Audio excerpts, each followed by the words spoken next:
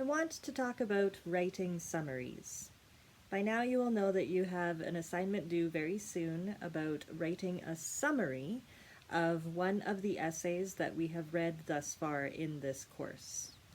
The list of essays that you can choose from can be found in the assignment itself. So on the assignment about writing a summary, which is due in Module 3, please check there to see what essays we have read thus far that you can choose from.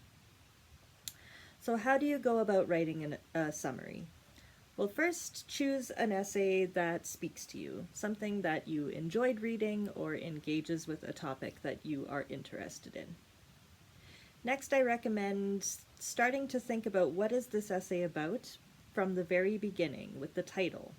So if you choose Scott Russell Sanders' Men We Carry in Our Minds, what does that title say to you about the content, the subject matter of this essay, and what you might expect to glean from the essay itself? So maybe with The Men We Carry in Our Minds, you already have an idea that this essay is going to be something about the type of male figure that this writer, that the type of male figure that has an impact on this specific writer. Maybe by this title alone, we can glean that it's going to have something to do with memory.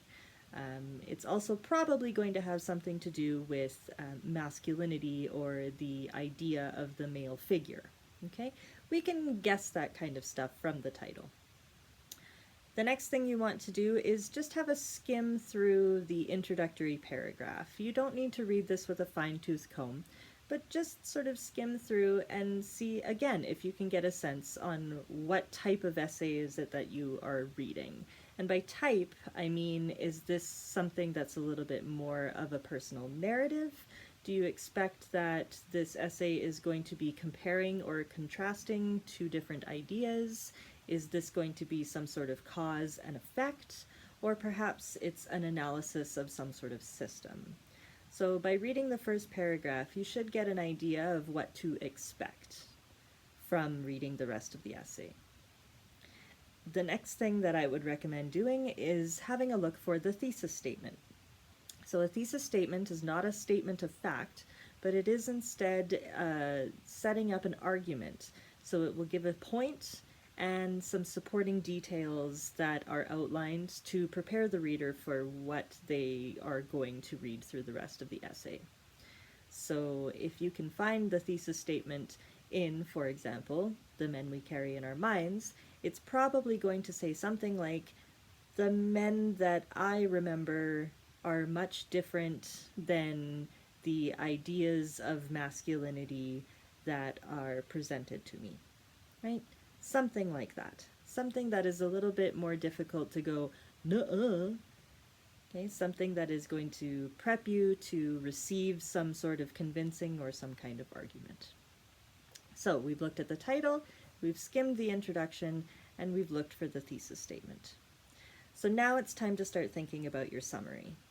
Your summary is going to give an overview of what the essay is about. Now, this does not mean that I only want plot points. Okay? In the summary, you're not going to say in the first paragraph he talks about X, the second paragraph the friend rebuts with Y, and the third paragraph the author concludes that his ideas are different. Okay, that's just plot summary. You're not necessarily telling me what happened in an essay, although it is good to give me a little bit of that so that I am familiar with the points, the important points that you've gleaned from the essay. What I really want is for you to tell me how these things are being accomplished. So if the author is talking about, for example, in Maggie Helwig's Hunger, the author talks a lot about ideas of body image and the relation that that might have to eating disorders. So that is a what. What the author talks about is body image and the relation between that and eating disorders. But how does the author talk about that? Does she compare and contrast different cultures? Does she give a personal narrative of her experiences with eating disorders? Does she list some kind of cause that has happened within society that then results in the effect of the rise of eating disorders? Or does she analyze a system, a societal system, or a economic system of the fitness industry that results in eating disorders?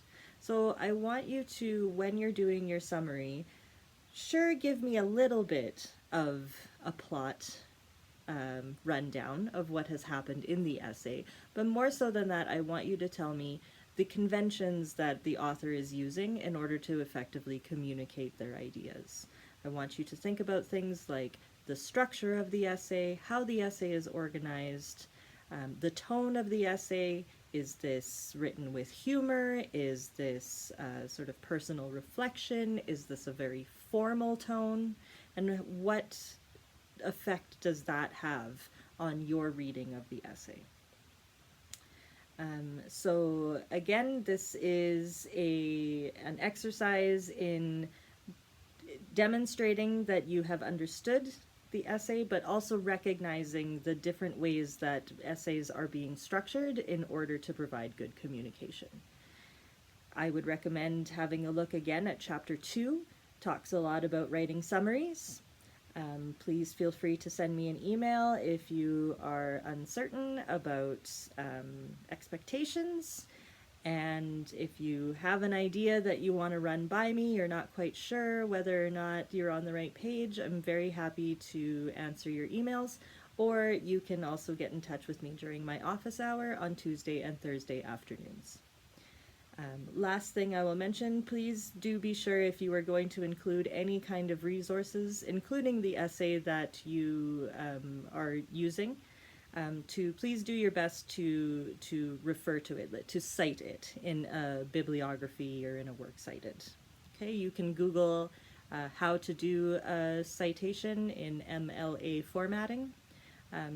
At this point in the course, it's just do your best, and we will address that more later on. So good luck to everyone. Thank you very much. I hope this helps a little bit, and I look forward to reading your work.